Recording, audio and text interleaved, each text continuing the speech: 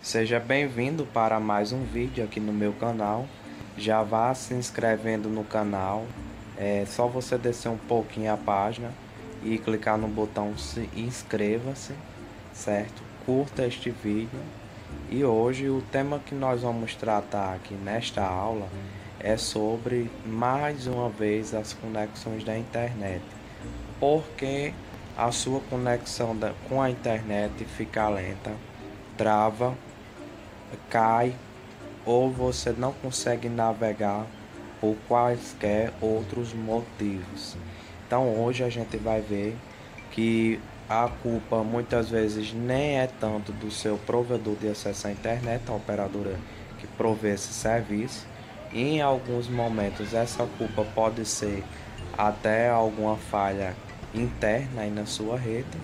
Vão receber algumas dicas de como melhorar sua conexão com a internet, ok?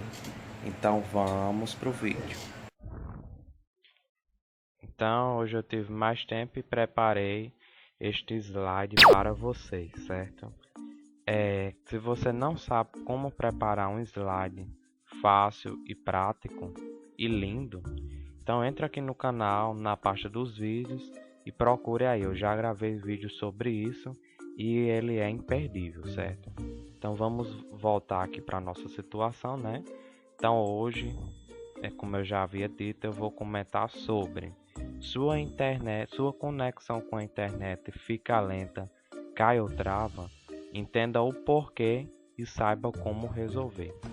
Então, assim, o que eu posso dizer antes de iniciarmos a ver algumas coisas, algumas situações, problemas, é porque assim, é, durante o processo que locomove a internet, né, que dá sequência à boa utilização da internet, está envolvido uma série de fatores, como por exemplo a sua estrutura de rede interna, que é o seu equipamento interno, a estrutura de rede externa, que é o cabeamento do seu provedor de internet no poste, ou então a ligação sem fio entre a sua casa e a antena do provedor de internet.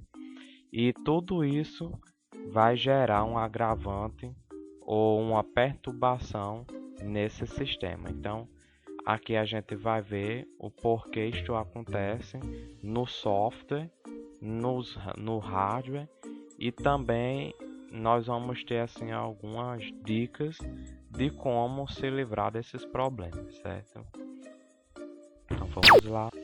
Então o primeiro passo aqui que a gente vai ver vai ser as situações problemas em software. Então o que é isso? É os problemas que você enfrenta perante os programas, certo? Vamos lá. A minha primeira recomendação é que na hora que você for fazer uma navegação, você feche aqueles programas secundários. Aqui eu botei, por exemplo, o torrent. Por que o torrent? Porque o torrent, ele mesmo que você não esteja baixando nada, ele vai consumir alguma coisa, até porque esse programa ele auto se atualiza. Então, esses programas que auto-atualizam, eles estão mandando informação e recebendo informação dos seus fabricantes, certo? Então ele vai se comunicar com o fabricante para ver se já existe um novo software e se caso já exista, ele vai baixar esse novo software. Então, mesmo que você não esteja baixando nada, na hora da navegação, aquele momento ali que você precisa da internet, você vai fechar o torrent, certo? O interessante é que você utilize a internet para downloads no momento que você não está utilizando a internet para a navegação, certo? Outra coisa bem interessante também que eu vou mostrar agora é o próprio sistema operacional que você usa, certo? Aqui na minha máquina eu utilizo o Windows 10.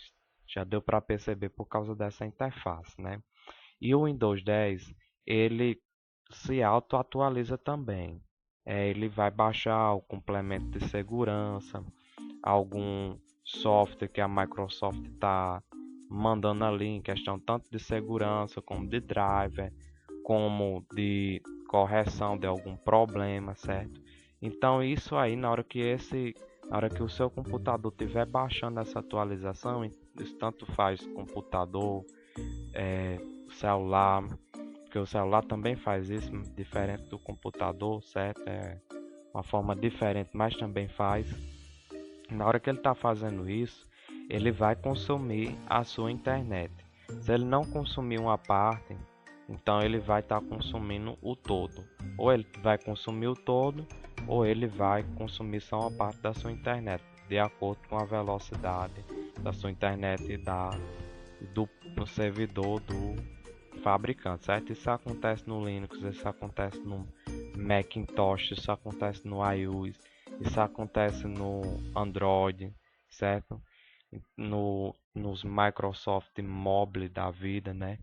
Então, assim, eu sempre recomendo que você tente parar esse serviço, pelo menos no momento que você está usando o computador, né? Então, veja aí se tem como você programar para ele só baixar essas atualizações quando o computador não estiver em uso. No caso do Windows 10, não existe uma forma nativa no sistema operacional de fazer isso. Então, o que é que você pode fazer? Você pode apenas verificar se ele está ou não baixando alguma atualização. E se o computador também estiver lento, pode ser que o computador esteja instalando essas atualizações, certo? Então você vai fazer o que? Você vai clicar no ícone do menu iniciado, para o Windows 10, vai procurar a parte de configurações e vai clicar. E agora vai vir aqui para a tela atualização e segurança.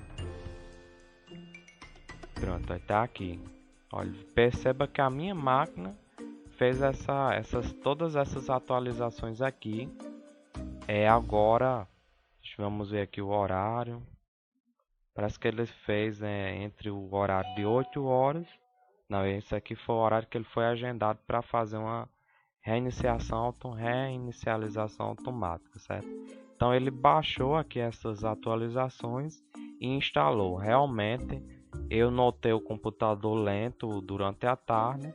Pensei até que era porque ele estava renderizando um vídeo, mas agora eu já estou vendo que é porque ele estava instalando essas atualizações, certo? Então é interessante que você veja aí se no momento que você está fazendo um download ou alguma coisa, se sua máquina não está recebendo atualização, porque se ela estiver recebendo atualização, não adianta reclamar de serviço com a prestadora, porque talvez a prestadora esteja até mandando o serviço dela corretamente, mas você não esteja recebendo no seu navegador, porque parte dele está indo para os seus computadores. Imagine isso aqui, vamos supor uma casa com 3 computadores, todos eles têm um Windows 10 e estão recebendo e atualizando o sistema operacional e os programas no mesmo momento. Então a internet vai ficar lenta e você não vai saber por que é. Então aqui já é um indício, certo? No Windows 7, nas versões anteriores do Windows, é só você vir aqui também no menu iniciar, clicar com o direito do mouse e procurar a opção painel de controle. Em painel de controle, nas versões anteriores do Windows, você vai vir aqui, sistema e segurança, e vai ter aqui em algum lugar o Windows Update. No Windows 10 não existe mais isso, mas até o Windows 8.1 existia. Então era só você clicar em Windows Update e aqui ele dá algumas opções, até a opção de você poder instalar manualmente as atualizações. Na verdade, não instalar manualmente, poder procurá-las e baixá-las só no momento em que você desce os comandos no próprio Windows Update, certo? Então é a dica que vale a pena conferir aí no seu sistema operacional, certo?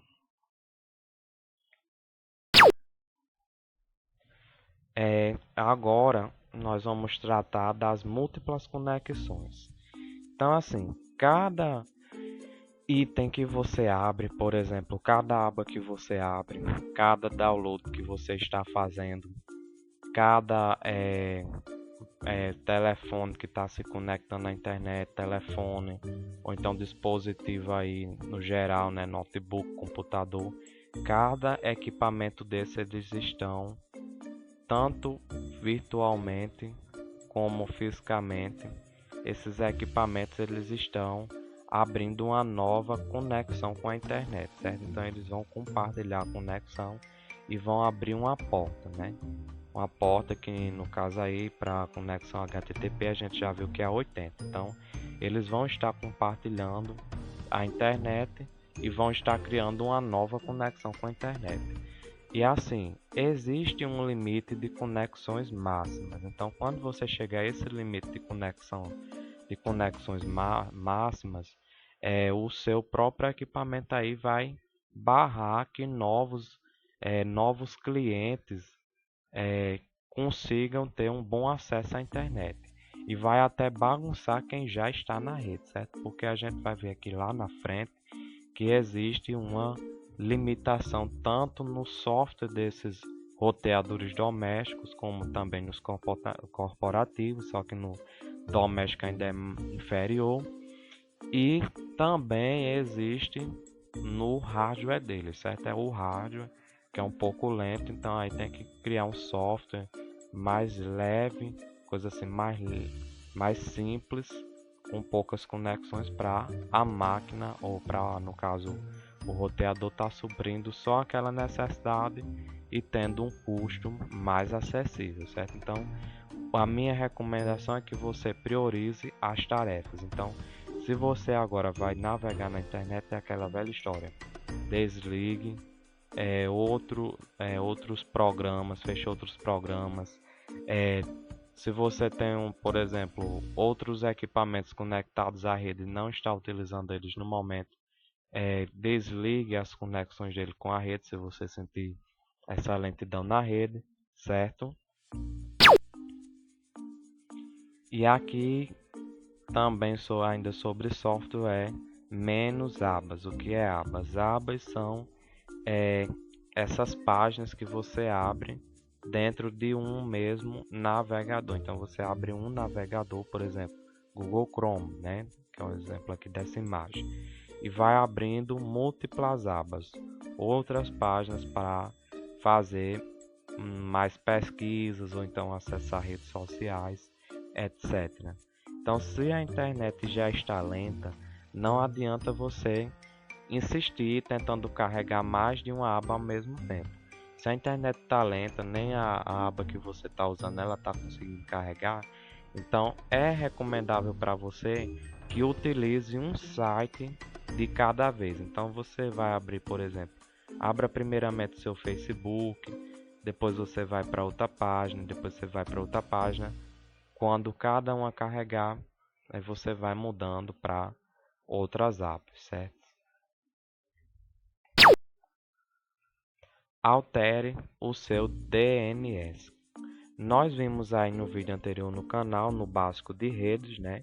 O vídeo que eu gravei com 1 hora e 54 minutos de duração, que o DNS é como se fosse um dicionário para os nomes dos sites, né? Então, por exemplo, quando você digita www.facebook.com, ele vai cair em um endereço de IP. Então, ele vai ter que chegar a algum servidor que oferta o serviço de DNS. Aí o seu equipamento vai perguntar a esse servidor em que IP fica o facebook.com.br. O servidor DNS vai dizer qual é o IP e o seu computador vai se conectar a esse servidor, certo? Aí daí vem aquela gama de serviços que estão por trás da internet, certo? Então assim, você pode utilizar outros servidores DNS. A sua empresa de internet tem um, o Google tem outro, o OpenDNS tem outro, e você pode estar tentando aí utilizar configurações diferentes para o seu acesso à rede ser mais fluido, certo? Então, se você está notando uma lentidão na hora que você digita o endereço dos sites, o endereço DNS dos sites. Então vale a pena você trocar o seu DNS para o servidor da Google, certo? Então o que é que você vai fazer?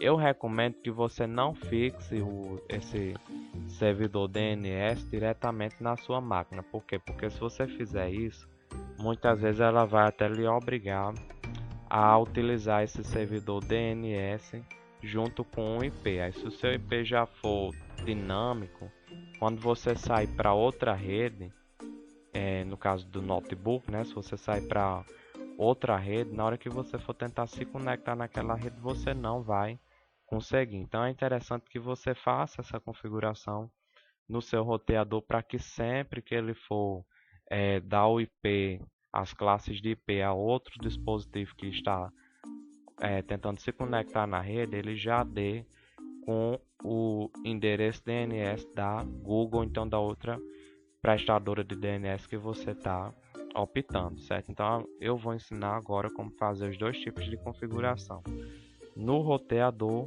e no Windows, certo? Então vamos lá, vamos começar aqui pelo Windows. Você vai vir no ícone de rede, vai vir aqui abrir a central de redes e compartilhamento, vai procurar a opção alterar as configurações do adaptador. Aqui você vai procurar a rede que você está utilizando no momento, que essa no caso seria a Wi-Fi, né? Estou conectado aqui no meu Wi-Fi, mas você também poderia estar conectado na sua rede Ethernet, que é o cabo LAN. Então você ia, no caso, selecionar a opção que você está utilizando agora, ia clicar nela com o botão direito, ia selecionar propriedades. E agora você vai procurar aqui na lista IP versão 4. E agora você vai colocar, vai clicar aqui nessa caixa, usar os seguintes endereços de servidor DNS. Aqui você vai colocar 8.8.8.8, que é o endereço do servidor DNS do Google, certo?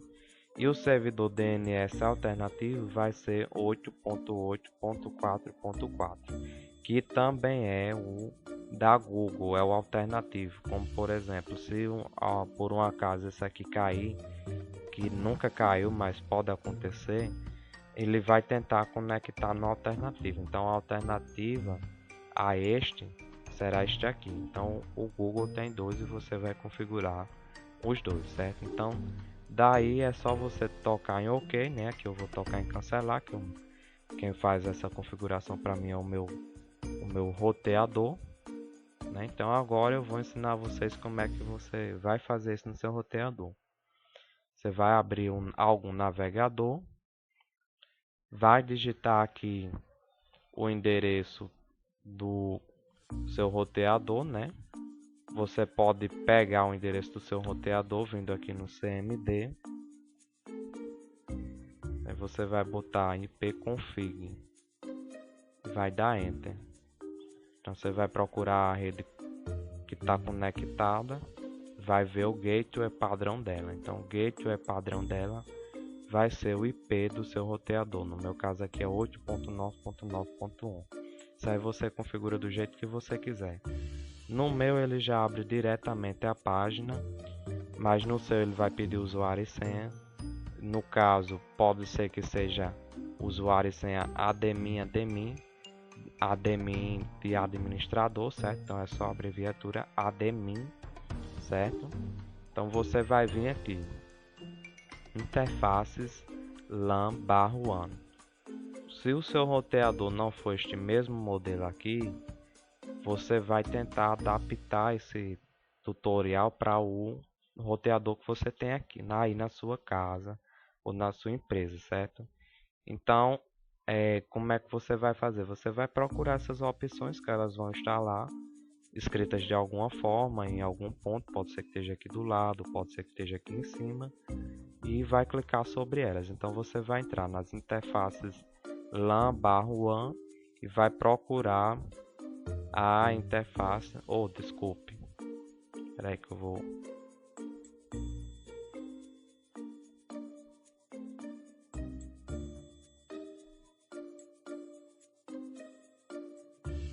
Então você vai procurar aqui dentro do seu equipamento aí, se o seu equipamento não for este modelo aqui em específico, você vai procurar aí nas opções dele o DHCP, certo? Então você vai vir aqui em DHCP, ele vai estar, você vai clicar em configurações, certo? Todo roteador tem essa opção de DHCP, é só você procurar aí, pode ser que esteja desse lado, pode ser que esteja aqui em cima. Nunca vi embaixo, mas também pode ser que esteja embaixo, vai depender do seu fabricante. E você vai vir aqui, né? Olha, o servidor DHCP está habilitado, tá vendo? E você vai vir aqui na opção DNS primário. Então aqui está configurado para o DNS do OpenDNS, certo? Porque eu tenho algumas coisas lá no OpenDNS, algumas configurações para bloquear alguns tipos de site. E eu estou utilizando o servidor deles. Então, no caso aqui, se eu quiser utilizar o do Google, eu vou sobrescrever isso aí. Vou botar 8.8.8. No DNS secundário, vai ser a alternativa 8.8.4.4. Vou mandar salvar. Depois vai aparecer alguma telinha aqui dizendo: você, um pop-up, né, na verdade. Você alterou seu roteador e essas configurações só serão alteradas quando você reiniciar o roteador. Você vai clicar em OK, aí vai procurar aqui ferramentas do sistema, vai procurar a opção reiniciar e vai dar a opção de reiniciar no roteador. E quando isso acontecer, quando ele reiniciar, ele vai voltar já aplicando a regra do DNS do Google, certo? Então vamos voltar agora para o slide. E a próximo passo aqui que a gente vai comentar são as situações problemas em hardware, ou seja, nas peças físicas do seu computador ou então da sua rede, tanto interna como externa, ok? Pronto, o primeiro problema aqui pode estar relacionado a modems, roteadores, switches ou equipamento da sua rede interna com superaquecimento. Que é o superaquecimento? Eu já deixei aqui essa nota, né? Esquentar faz parte, mas tudo em excesso é veneno. Então, por exemplo, o seu roteador, quando ele está ligado, ele esquenta porque dentro daquelas placas, daqueles barramentos, está circulando os elétrons, né? E você sabe que a energia é isso, é os elétrons que circulam e se chocam. Então isso gera calor, né? Energia igual a calor, né? Nesse caso aí. Então assim, existem alguns modelos de modems, como por exemplo esse aqui, e de roteadores, que wireless, né? E que no caso eles têm um problema com superaquecimento, eles esquentam bastante, eles esquentam em excesso. Então aí o que é que você pode fazer para evitar esse problema? É colocar um cooler, certo? Um cooler não, na verdade isso aqui é um ventilador, é uma fan, certo? Uma fan para computador. Nesse caso aqui é uma fan que foi retirada de um dissipador de processador.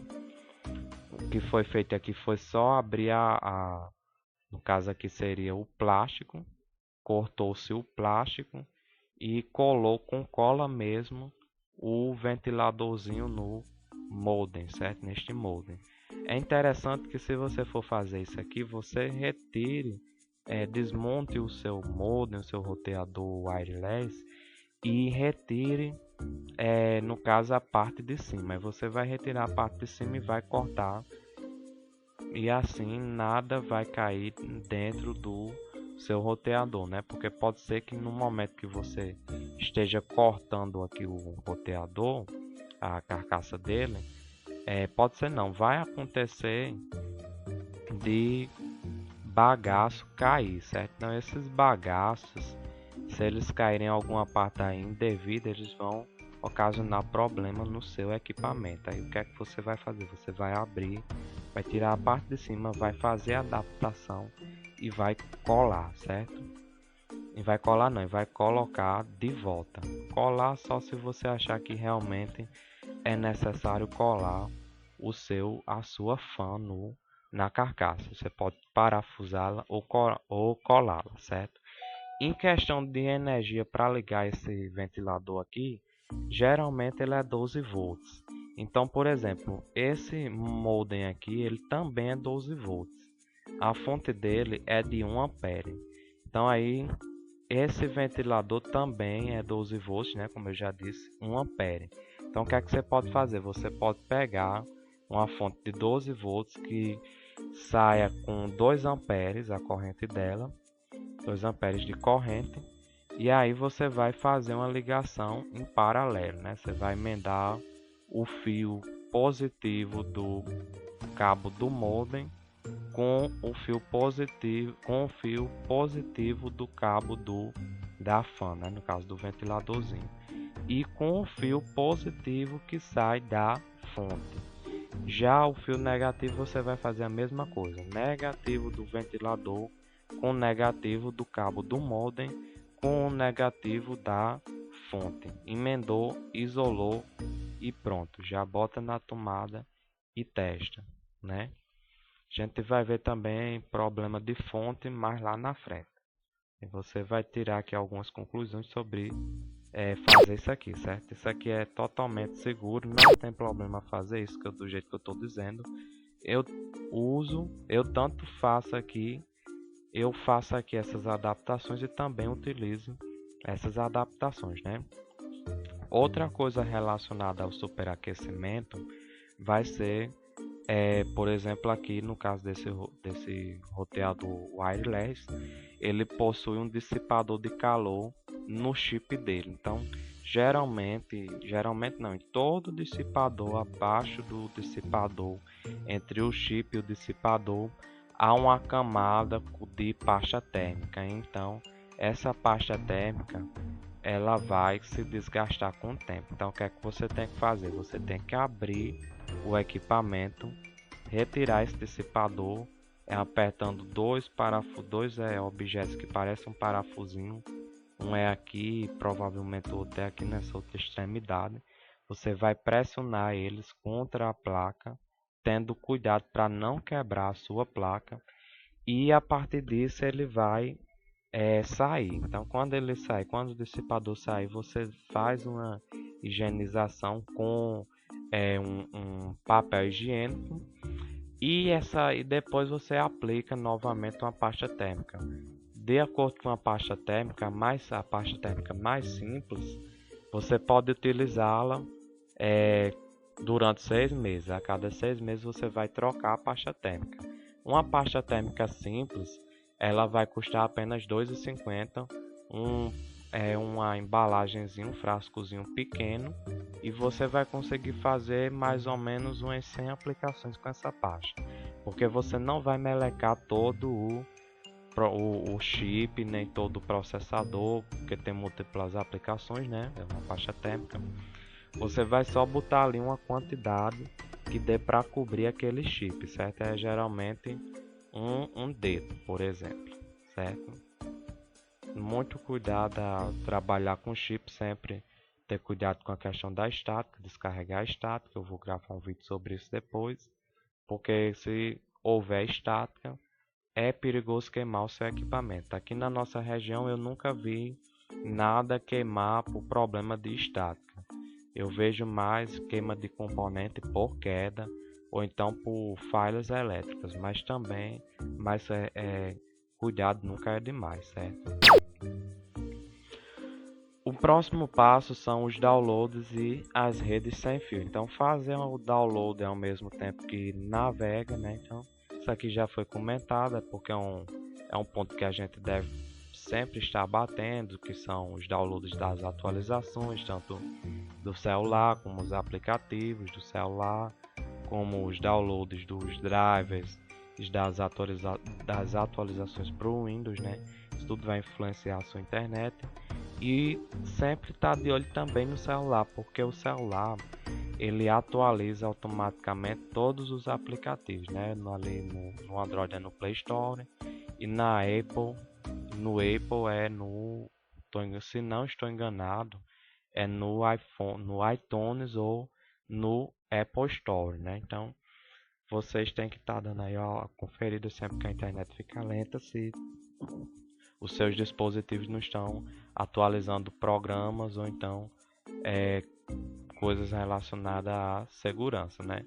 Se estiver atualizando alguma coisa e você estiver precisando usar urgentemente a internet para fazer uma navegação, então você pode desativar o Wi-Fi do seu celular, do seu notebook, ou até mesmo cancelar momentaneamente essas atualizações, certo? Mais tarde, no futuro, você vai poder até retornar elas, né? Porque eu recomendo que atualize, mas também recomendo que imponha um horário para fazer essas atualizações, como também eu já disse anteriormente. Outro aspecto a ser exibido aqui vai ser o compartilhar a senha da sua rede Wi-Fi com os outros, né? Então isso aí vai diminuir a segurança e também vai diminuir a velocidade da navegação. Por quê? Porque vamos supor, essa pessoa que você deu a senha é o seu vizinho. Então ele talvez não tenha internet na casa dele e vai começar a utilizar a sua internet para fazer tudo. Então ele pode até nem dizer que não vai fazer, mas com certeza ele vai fazer algum download de algum aplicativo, ou então de algum filme, alguma série, alguma música que tudo isso agora está em modo em evidência, né? Todo mundo quer assistir, quer ter entretenimento virtual, então isso acaba deixando a sua conexão lenta e dar a sua senha do Wi-Fi ao pessoal vai, além de deixar a sua conexão lenta, vai também deixar ela menos segura. Por quê? Porque a partir do momento que alguém tem a sua senha, ela vai poder estar entrando virtualmente na sua casa. Ela vai poder estar entrando no seu computador, mexendo nos seus arquivos, utilizando a sua impressora de rede, vai poder estar trocando as configurações de tudo, certo? Se ela for uma pessoa que tenha conhecimento e for mal intencionada, ela com certeza vai ter a oportunidade ideal de fazer isso. Então, o interessante é o que? Que você crie, na verdade, escolha um roteador que lhe dê a possibilidade de criar duas redes Wi-Fi, porque já existe isso. Tem um modelo de roteador aí no mercado, que são vários, hoje em dia todos eles estão saindo com isso, que ele dá a opção de você criar duas redes. Aí você fica com uma rede para para a sua utilização particular e outra rede para você compartilhar somente a internet. Aí você já vai fazer a configuração desse roteador para essa pessoa que vem navegar na sua internet só poder acessar a parte WAN, né? No caso, só vai poder acessar a parte da rede externa, que no caso é a rede do provedor, só para ela ter o acesso à internet. Então a sua rede LAN fica separada em outra faixa de IP, bloqueando essa pessoa de estar entrando na sua rede, né? Na sua rede não está ali as suas impressoras, os seus dispositivos, etc. Então assim, é também recomendável que você coloque uma senha de um usuário e uma senha para a página de administração do seu roteador, né? Por quê? Porque isso vai garantir uma segurança adicional que ninguém vai poder estar entrando no seu roteador para estar fazendo configurações sem o seu consentimento e até mesmo conhecimento, certo? O próximo item é sobre a quantidade de utilizadores, no caso, quantas máquinas ou quantos dispositivos vão se conectar ao seu roteador e a tecnologia empregada na sua rede wireless. Nós já sabemos que existem diferentes modelos de roteadores. Eu estou utilizando aqui para demonstrar a família TP-Link, né? A TP-Link ela acompanhou os segmentos de redes já desde a geração G, se não estou enganado, que são apenas 54 megabytes, né? Então você vai ter aqui o roteador com uma antena, geralmente esse roteador aqui nesse modelo, a velocidade máxima de navegação dele a, era a rede tecnologia G, que suportava apenas 54 megabits por segundo, e esses 54 megabits por segundo eram compartilhados, no caso são compartilhados com todos os usuários que estão conectados na rede utilizando a tecnologia wireless, certo? Então isso é um grande problema, por quê? Porque eu já vi uma sala de informática utilizando esse roteador aqui para conectar 20 computadores, e esses 20 computadores não conseguiam navegar. Por quê? Porque o link do Wi-Fi não supria a demanda, certo? Ele estava limitado ali àquela taxa nominal de 54 megabits por segundo, e as máquinas não conseguiam se comunicar com a rede em tempo hábil. E detalhe, a internet nesse estabelecimento era de 10 megabytes por segundo, também nominal, certo? Era o que chegava para ele, e ninguém conseguia navegar direito. Então o problema era só o roteador, certo?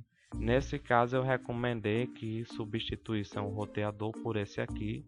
Daqui a pouco eu vou falar sobre ele, porque ele é mais acessível, ele tem a tecnologia N com 300 megabits por segundo e é mais veloz para atender um número maior de clientes, certo?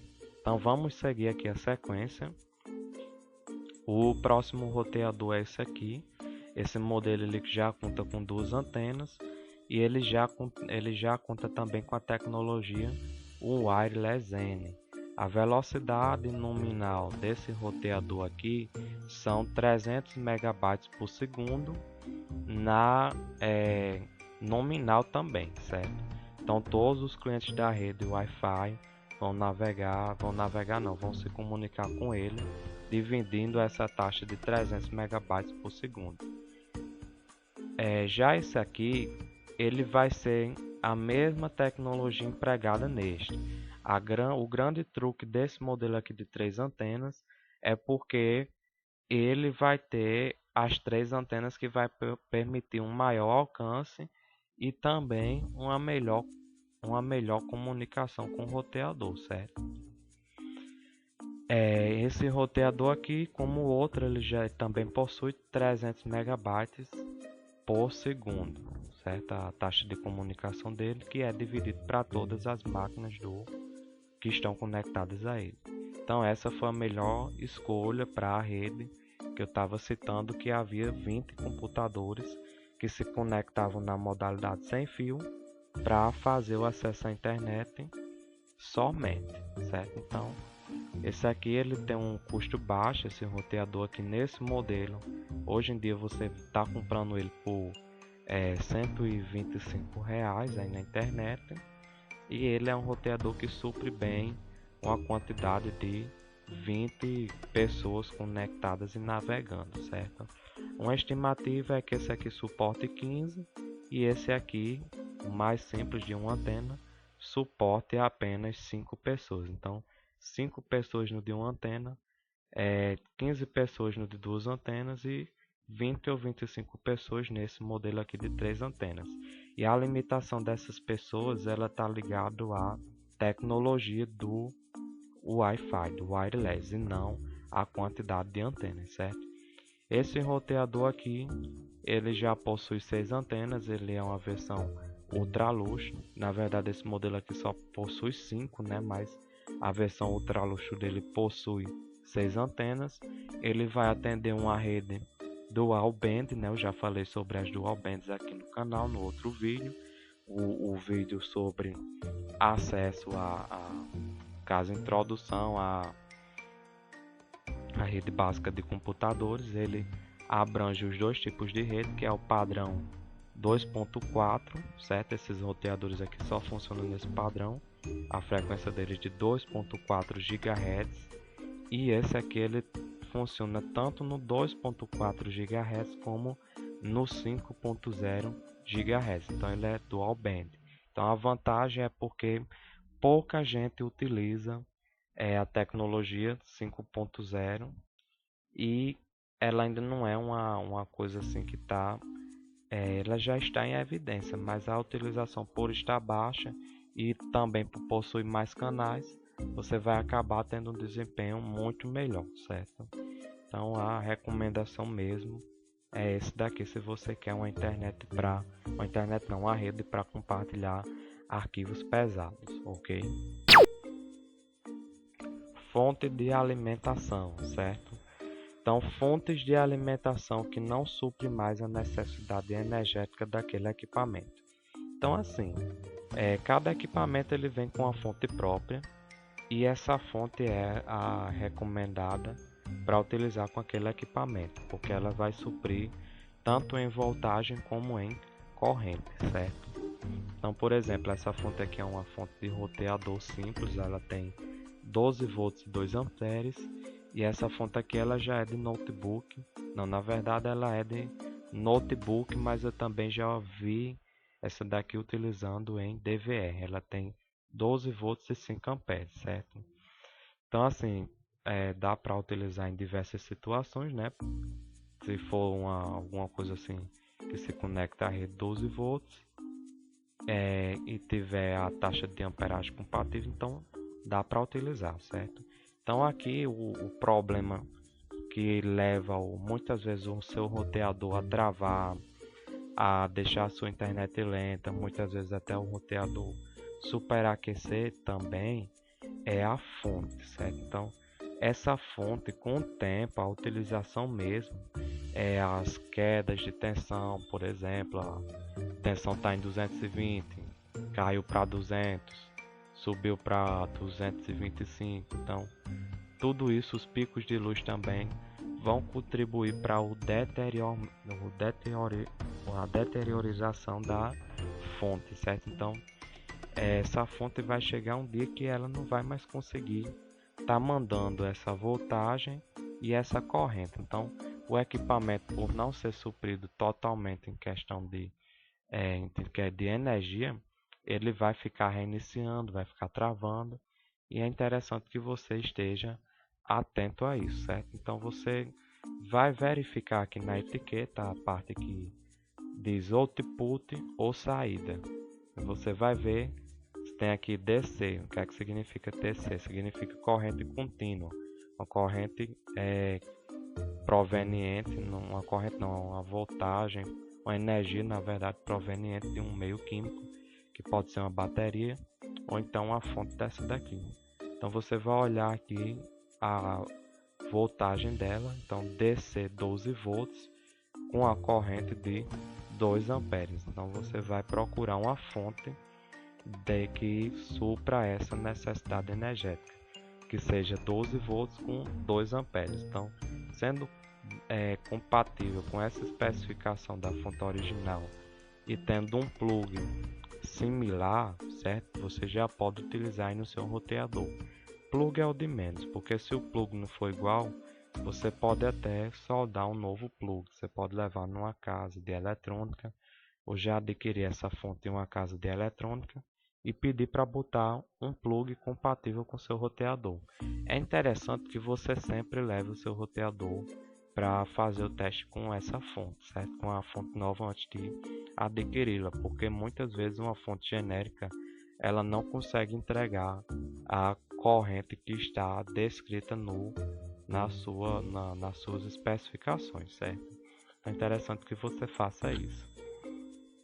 Se possível, também procurar comprar na casa da eletrônica e pedir a pessoa lá para testar no seu equipamento e até mesmo no multímetro dela, né?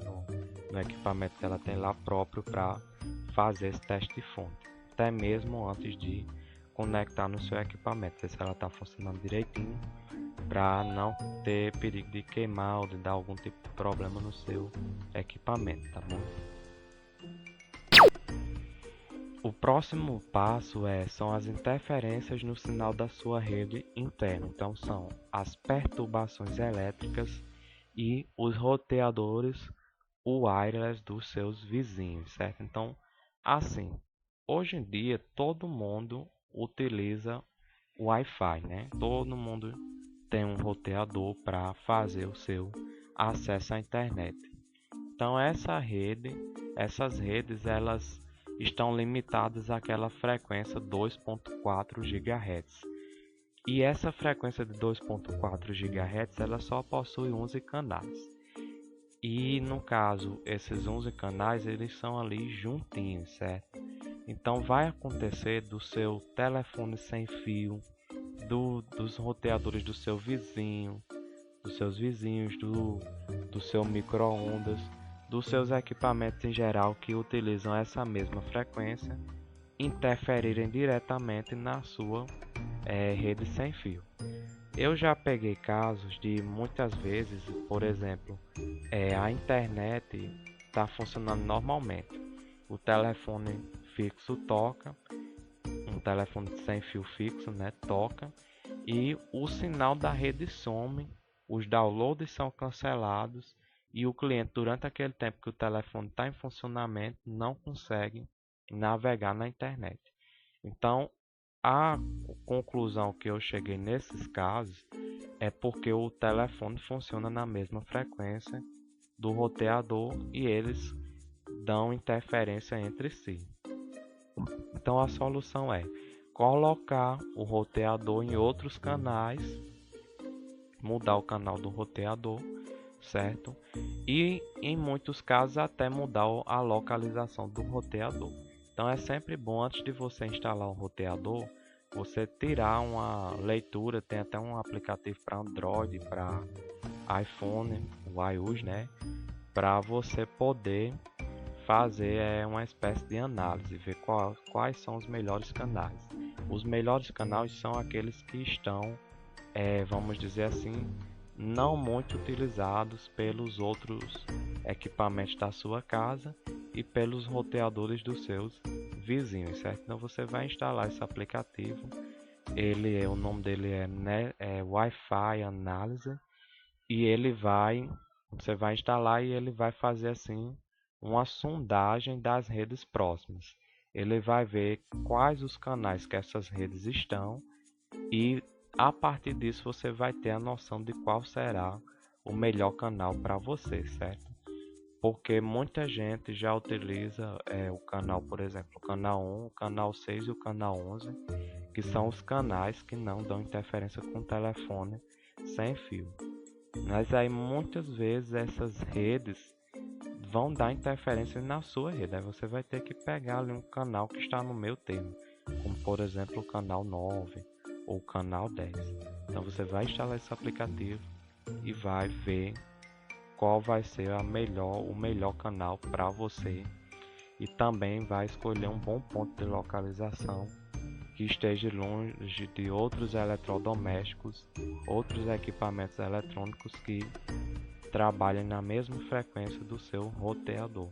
Eu também recomendo que você instale o roteador em um ponto alto da sua casa, certo? Por exemplo, numa parede, fixado numa parede, porque vai ser aonde o sinal vai se propagar por toda a casa.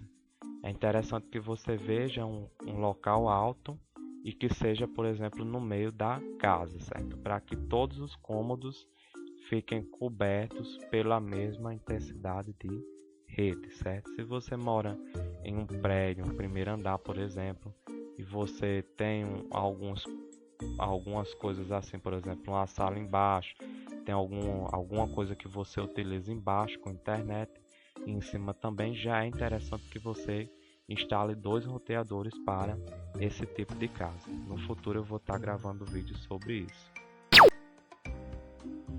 Em último caso, se nada resolveu, a culpa é do provedor. Aqui no meu canal eu já gravei vídeo para você identificar se a sua internet está chegando da mesma forma que você está contratando. Por exemplo, se você está contratando 2 MB de internet nominal, então esses 2 MB de internet nominal tem que estar chegando aí para você.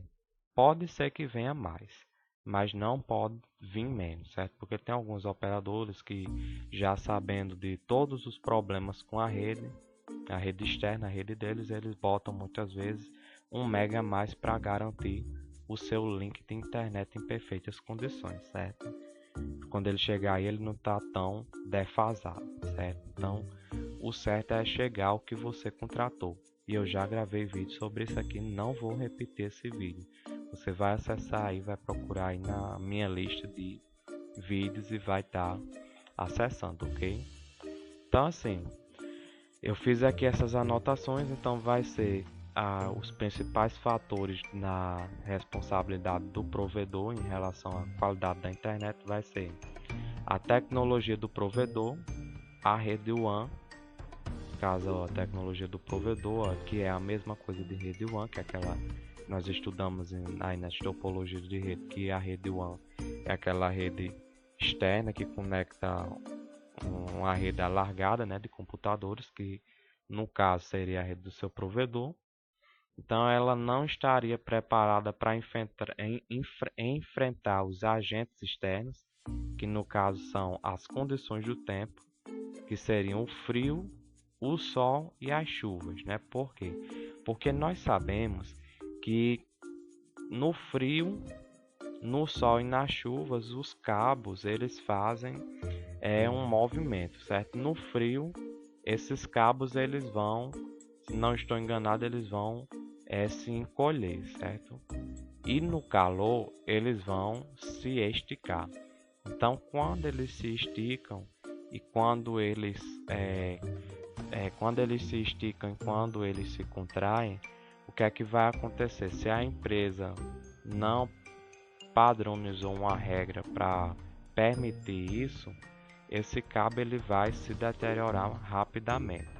E aí vai haver alguns tipos de perturbação por causa desse efeito aí, né? Porque o cobre ele está lá dentro e ele não pode ser, vamos dizer assim, ele não pode ser flexionado de formas indevidas, certo? Então é por isso que muitas vezes você vê uma rede no poste que tem assim tipo um pouco de fio sobrando, certo? Ele está com o fio sobrando ali, não é porque o engenheiro projetou mal feito, não, é porque ele já está prevendo aí essas condições climáticas, certo? Essas condições do tempo.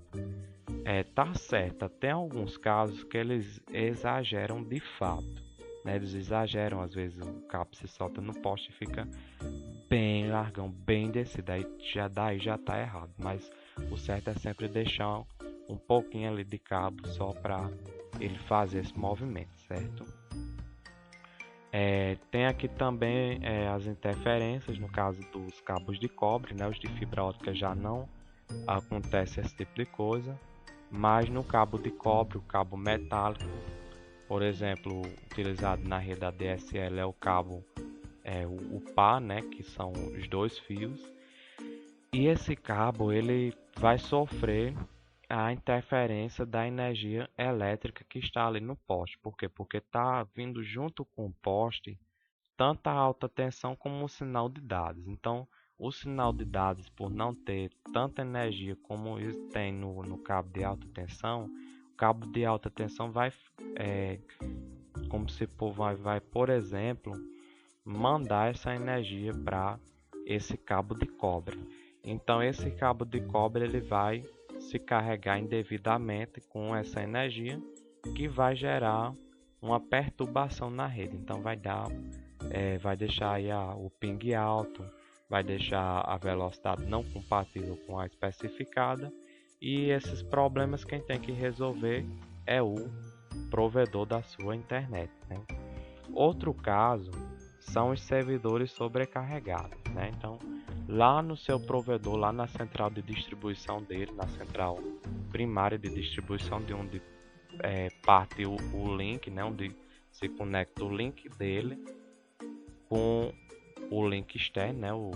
No caso, os clientes do provedor e o link externo para conectar esses clientes à internet. Então, vamos supor, ele tem um servidor lá, um servidor fraco, que não atende à demanda de clientes que ele agora possui.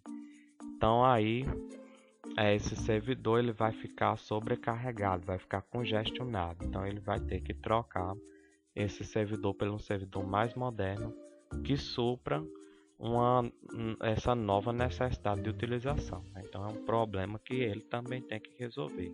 Eu falei também aqui no item anterior, eu me direcionei mais às redes por meios guiados, né? As WANs guiadas, mas também é válido para as redes não guiadas, como por exemplo a rede, a conexão à internet à rádio, que é uma Wi-Fi, vamos dizer profissional, né? Vamos falar assim, que o provedor tem uma antena e coloca antena menores nas casas dos clientes para receber o sinal da antena maior, né? Então também vai acontecer algumas perturbações aí. Por exemplo, a chuva vai atrapalhar esse sinal de rede sem fio, vai perder qualidade, né? Outra coisa que pode acontecer é molhar esse equipamento, porque existem antenas próprias, mas muitas vezes elas não são bem instaladas, né? A moda hoje em dia nas redes nesse tipo de rede, né? Nesse tipo de rede a rádio, que eles chamam, é utilizar um roteador dentro dessa antena. Esse roteador está numa caixa hermética. Só que pode acontecer dessa caixa hermética ser mal montada pelo o funcionário do provedor, molhar esse roteador e chegar a queimá-lo, certo? Outra coisa que pode acontecer também eu acredito que é a incidência do sol, certo? Não é comprovado cientificamente, mas aqui na minha região eu estou enfrentando os clientes, na verdade, os meus clientes que eu faço manutenção neles, eles estão enfrentando muitos problemas de interferências no seu equipamento a rádio.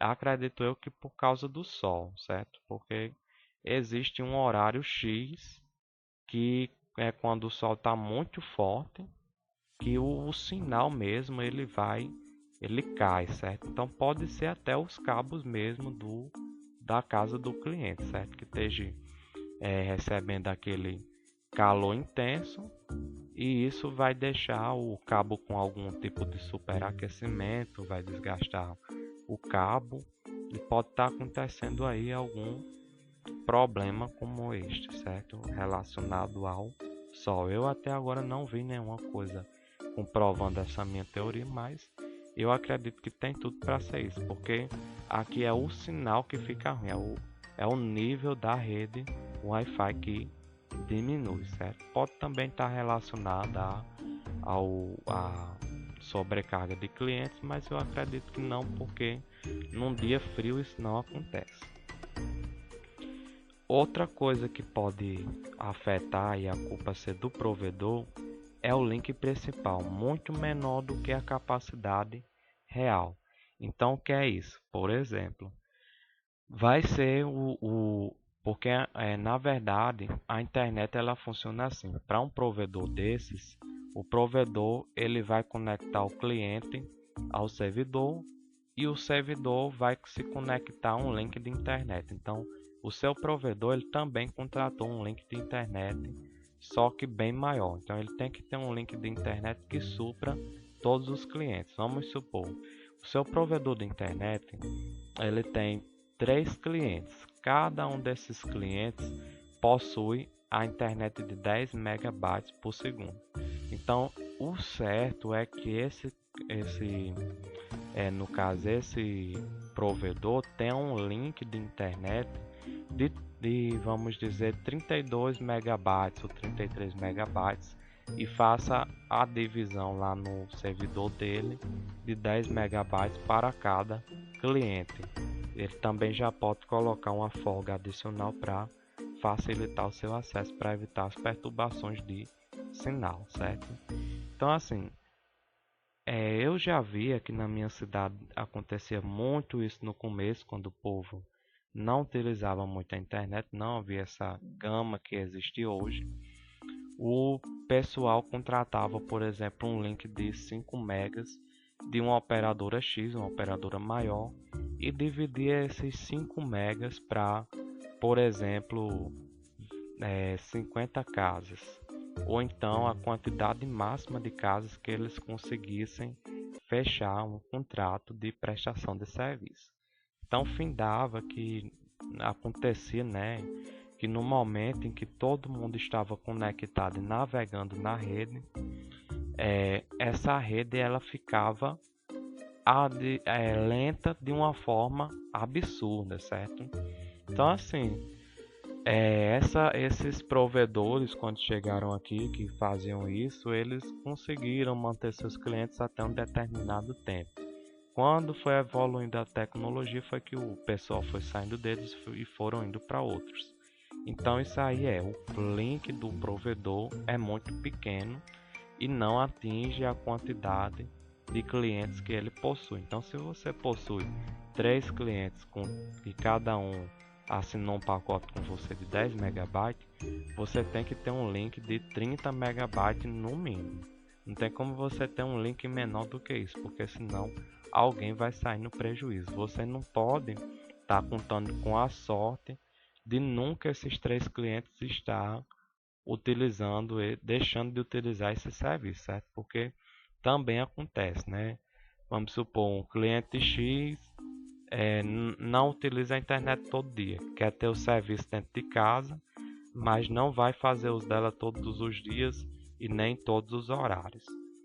Então esse provedor, se segurando nisso, vai fazer essa cagada de pegar um link menor. Então é realmente uma cagada, não é recomendável.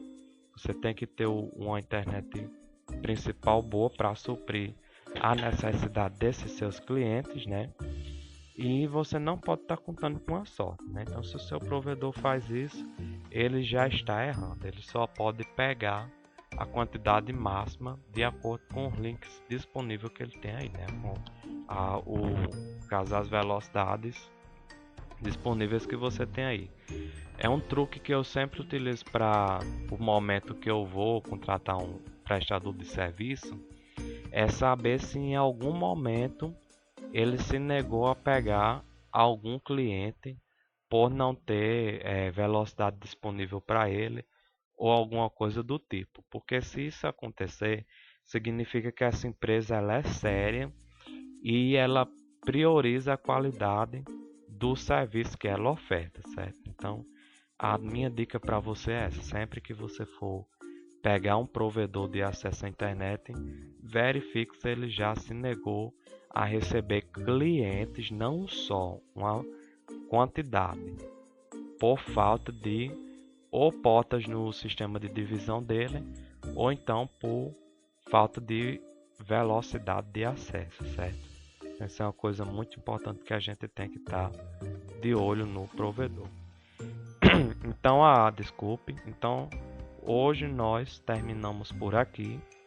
E hoje foi uma aula bem proveitosa. Eu fiz esse slide, né?